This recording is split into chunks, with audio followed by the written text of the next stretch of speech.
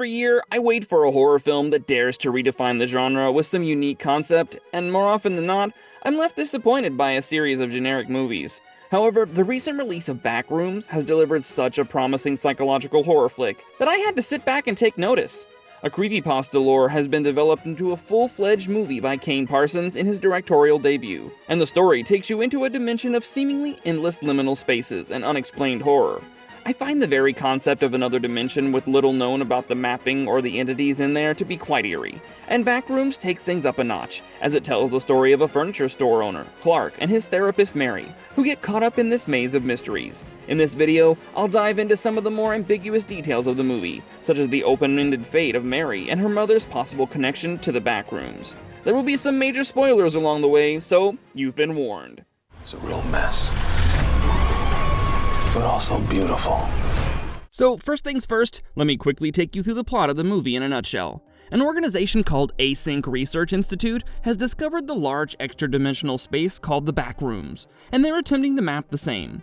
Meanwhile, Clark, who's already coping with alcoholism and his recent divorce, comes across an opening to the Backrooms in the basement of his store. His therapist Mary doesn't really believe his account of what he experienced there, so he's determined to prove a point. He takes his assistant manager Kat and her boyfriend Bobby in there, but they get attacked by strange humanoid entities. Bobby gets killed, and something in Clark changes completely, convincing him to stay back in this dimension. When Mary comes looking for him, she ends up in the Backrooms as well, and a deranged Clark knocks her unconscious. Later, something like a pirated poor copy of Clark from one of his advertisement videos attacks them, and Clark dies while trying to spot it. As for Mary, she fights off the entity, and in the end, she triggers an async gas trap that leads her to a group of scientists from the organization who take her back to their headquarters. Now, I'll tell you exactly why I think Mary Spade is ambiguous in the movie. After she arrives at Async headquarters, she's taken to interrogation by a scientist named Phil, who reveals more about the organization and how they accidentally came across the Backrooms. She tells him about how Clark told her that the Backrooms are a faulty, misremembered copy of reality, but when she asks if they'll let her go, he doesn't answer in an affirmative. In fact, he makes it clear that he has no jurisdiction over what happens to her next. And I don't exactly see this as a happy ending. Moreover, the movie ends with a glimpse of the Backrooms, where a new series of spaces evolves from Mary's traumatic memories, including a twisted version of herself in a poorly copied interrogation room. I think the easiest thing for Async to do here is to get rid of Mary, because buying her silence might not be guaranteed. I mean, these guys have worked hard enough to keep things secretive about their discovery of the Backrooms, and nothing has ever leaked out to the media or the public. Now, Mary is someone who knows a bit too much about this extra-dimensional space, and from the looks of it, Async doesn't want that. All we know is that they're exploring and mapping the Backrooms, but surely they have something bigger in mind than just curiosity. Thus, the first and biggest probability that logically makes sense is that Mary will be killed and silenced to keep the entire operation a secret.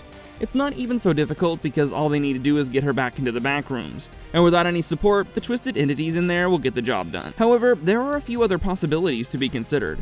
For instance, what should her likely fate be if the director plans a sequel? The way I see it, Backrooms is quite likely to have a sequel because the response has been rather overwhelming. Even Parsons has said that he would love to continue the journey, and that explains the open-ended climax.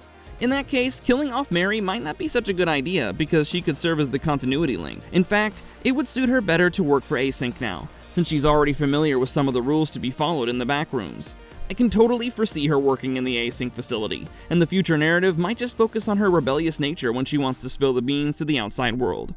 After all, it's a familiar trope to see a spirited woman up against an unethical corporation. Aside from the obvious outcomes, there are a few wild fan theories doing the rounds, and while they might be a bit too far-fetched, they're still worth exploring. One of these theories suggests that Mary is permanently psychologically trapped in the Backrooms. So far, we've seen that those who have stepped into this extra-dimensional space have changed permanently. It took a toll on Clark. It got the likes of Kat and Bobby killed, and now it's probably changed Mary forever. She might have escaped physically, courtesy of the Async scientists, but a part of her is trapped in the Backrooms via her twisted variant that we see at the end of the movie. Also, the Backrooms seem to have grasped her childhood drama, because it was able to create a copy of her childhood home as well. Maybe there's no escaping from this, and she can never really be free after having stepped into the Backrooms. Another outrageous fan theory that caught my eye is that the real Mary might not have escaped at all.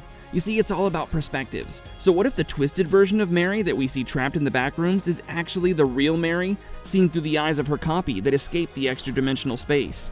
The scientists of Async might take this opportunity to study the replica, while the real Mary remains trapped inside, struggling to escape. Speaking of sequels, even this would bring a pretty solid follow-up story for the sequel. Lastly, a very normal and cinematic outcome of this entire saga might go like this. Mary will try to escape when she finds out that Async intends to get rid of her. She might even succeed, and this will mean that she knows something so unbelievable that nobody in their right mind would buy her story without any evidence.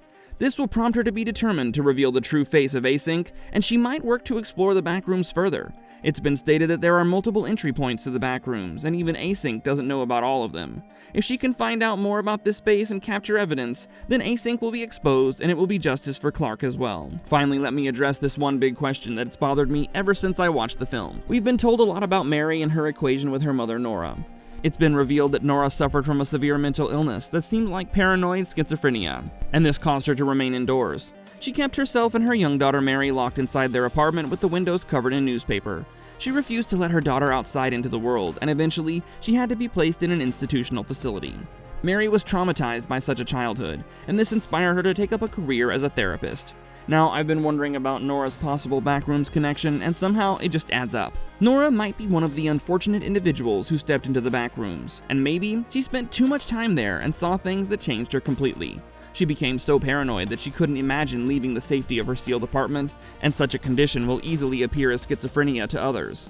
In fact, I wouldn't even be surprised if Nora was working for Async, or if the organization was involved in some way with her entire experience. Once she lost her mind, they had no use for her, and she wasn't even a risk because she was too unstable to be believed by anyone. Also, this offers the perfect sequel opportunity, doesn't it? I mean, just imagine that Mary finds out that her mother's condition was caused by the Backrooms, where one of her twisted copies still remains, and Async is responsible for the entire thing. I'm sure she'll want to go after them, and that will make for one hell of a story. Personally, I would love for the lore to be expanded, because there's just so much uncertainty in the multiple theories and stories put forward by various people over the years. The Backrooms deserve to have a more elaborate and concrete narrative, and the Nora connection might just reveal more about the origins, or at least the connection with Async. I have really high hopes that Backrooms will go on to have a sequel, and the sky is the limit when it comes to expanding the story based on the events of the movie. The director can mold and twist the cinematic moments however he wants to continue the narrative, and I think it's something that has a lot of potential, because the real horror comes from things that we don't fully understand. I'd love to hear your take on the movie and the way things ended. Also, share your thoughts on a potential sequel. If you appreciate our efforts to bring you this content, please hit the like button and subscribe to our channel for more such videos.